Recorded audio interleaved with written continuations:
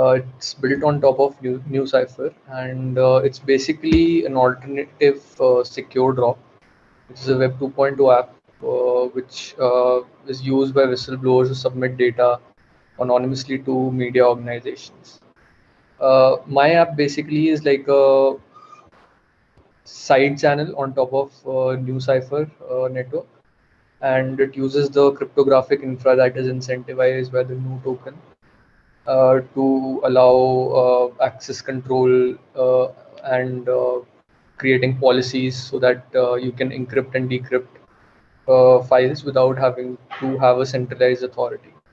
So let me tell you about the two. I mean, the project has mainly two functions, right? To share encrypted documents and receive encrypted documents. So I'll just tell you about the flow of how you can use NewDrop.net. So you have a wallet that is specific to this application. And for example, if you want to send encrypted documents, you first create your wallet, and your wallet stores a private key, but it does not leave your browser. Just similar to how MetaMask does it, but due to some incompatibilities, we had to make it separately.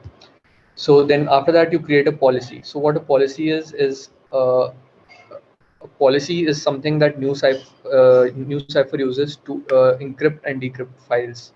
It's stored it's stored in the contract of NewCipher in a map, and the nodes that run to decrypt these use those policies to get rewarded when they decrypt or encrypt or re-encrypt or decrypt the files for you when you create a policy.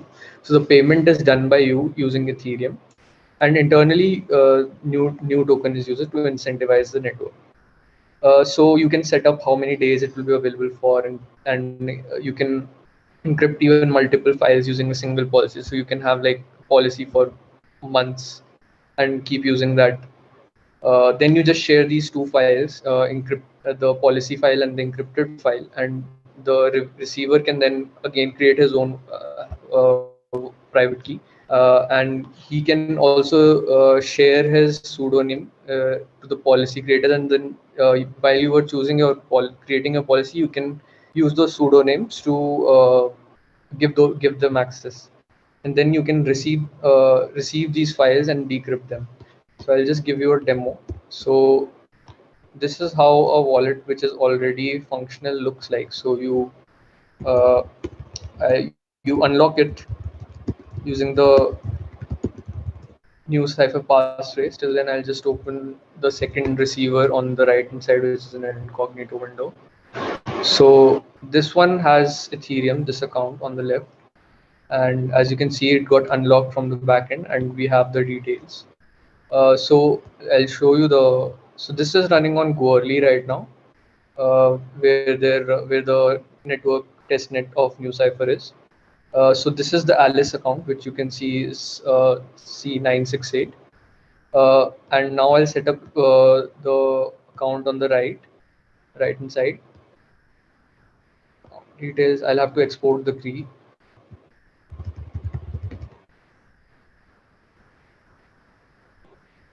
So I'll copy this key and paste it here, and then it will figure out the public key from this, and then I will set a new password,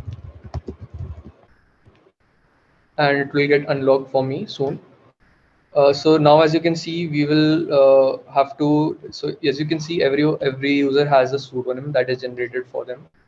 So I'll show you. I'll create a pseudonym for the receiver. So I have a generator. So it generated this Zany lazy voiceless, and then I create share umbrel keys.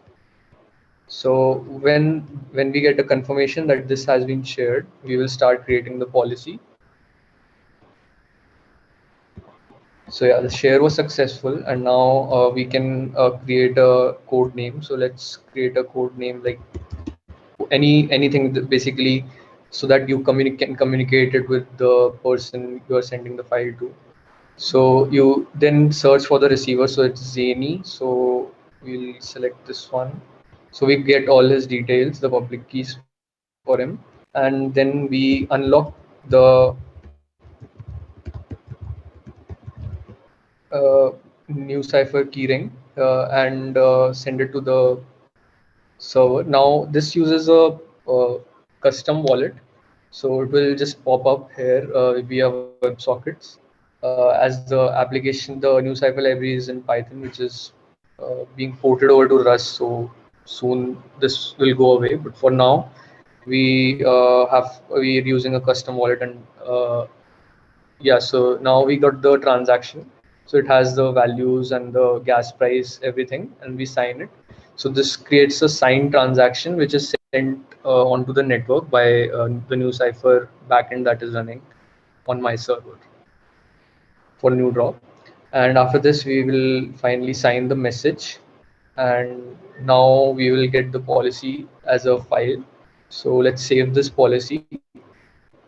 Now we can, so imagine that this thing you did for a news organization, but you can give this policy to any user in your organization, like a journalist, and he can upload this policy and encrypt files. So for example, if I am going to write this file, and let's say I make this bold, and let's say this is heading, let's encrypt this file, and this gets encrypted from the server, and you get the ciphertext. So you can download this encrypted file as well. Then what you do is, so now as a receiver, you go to the decrypt section and you receive those files from the sender. Uh, in the future, this is going to be through IPFS, but there were some issues which I'm still figuring out.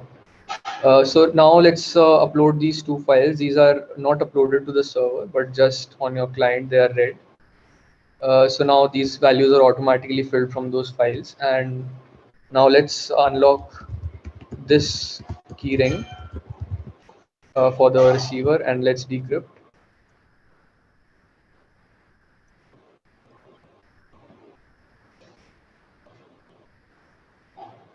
So it takes a bit of time as those nodes perform the decryption, and then we'll have the decrypted file over here.